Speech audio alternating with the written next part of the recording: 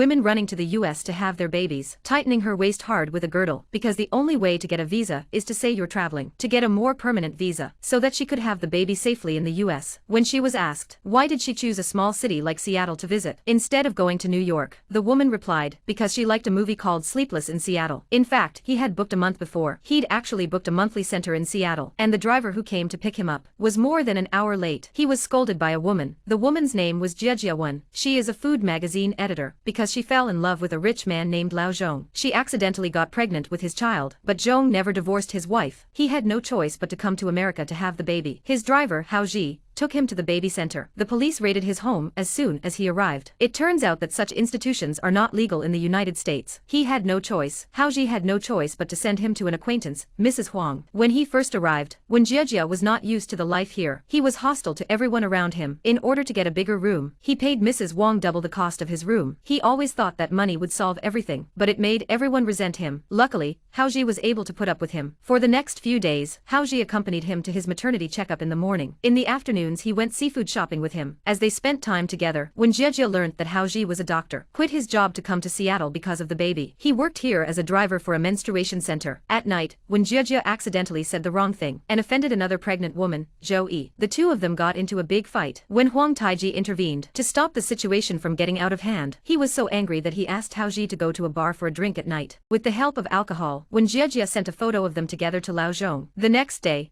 Lao Zhong called. He said he would come to see him at Christmas. He was very happy to hear that he wanted to come. He started preparing for the event half a month in advance. But in the end, it was all in vain. All she got was another luxury bag. In fact, this had happened many times. He was just used to it by now. In fact, when Jiejia didn't love him for his money, he was truly in love with Lao Zhong. She really wanted to give birth to this child for him. While walking, when Jiejia saw Haoji's car, when she entered the house, she found that it was really his house, but she found out that he was alone at Christmas. Haoji had already divorced his wife, but in order to keep the child from knowing, so he didn't announce it to the public. So when Jiejia proposed to stay here, to spend Christmas with him, then he cooked the food himself. Haoji, now he knew that when Jiejia was a food magazine editor, his impression of him changed. The two became closer and closer. Then a phone call from his ex-wife broke the ambiguity. She said that her daughter had asthma, and asked Haoji to send her medicine, but the daughter didn't have asthma. She just didn't want to go to such a boring party with her mother. The three of them ended up having a Christmas together, standing on the balcony watching the fireworks. The three of them looked more like a family at that moment. The next day when Jiejia found out that Zhou Yiyang's water had broken, but when Jiejia didn't speak any English, he had to run out and look for help from passersby. As she ran, she seemed to forget that she was also a pregnant woman. She even blocked a passing car with her body. She managed to save Zhou Yi and her baby. Through this,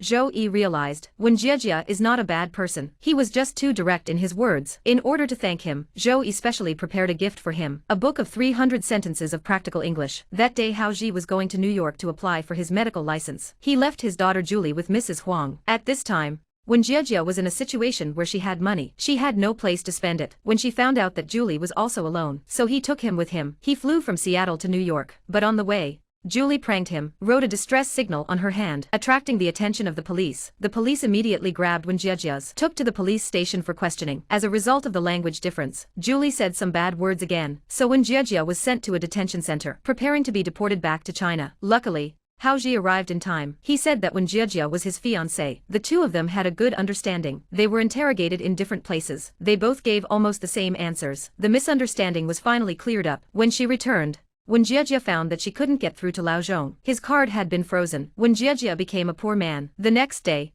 Lao Zhong's ex-wife called. She said that she and Zhong had divorced last week. He was being targeted by the police for fraud. He also told Wen Jiejia not to return to China yet. But when Jiejia didn't let it get her down, she sold her bag at a low price. When Jiejia is changing little by little, she got along better and better with the people at the center. But they had already given birth to their babies. They were all ready to go back to their home countries. Mrs. Huang also has to take care of her daughter. She was going back. Before she left, she gave Wen Jiejia to Haoji. That day, Haoji learns that his ex-wife is getting married again. Julie was also awarded to his ex-wife. In order not to embarrass Haoji at his ex-wife's wedding, so he took all his savings. He bought a wedding dress. The next day at the wedding, Jia Jia wore a white wedding dress. The bride's presence was unmistakable. When his ex-wife saw that Hao Ji had found a new love, she was very unhappy. When Jia Jia was very happy to see this scene, but at the wedding ball, when Jia Jia suddenly fainted, Hao Ji rushed him to the hospital. It was then that Hao Ji realized that he had fallen in love with him. When Jia Jia successfully gave birth to her baby, over the next few days, Hao Ji took care of him in the hospital without fail. The two of them got together smoothly. Julie also returned to her father's side of her own accord. The three of them are very happy with each other. I thought the film would end here, but as fate would have it, the old clock settled the matter. He sent his secretary to pick up Wen Jiejia and return to China. This was what he wanted most, but he's not happy with his rich wife. He still had Hao Ji in Seattle on his mind. In the end,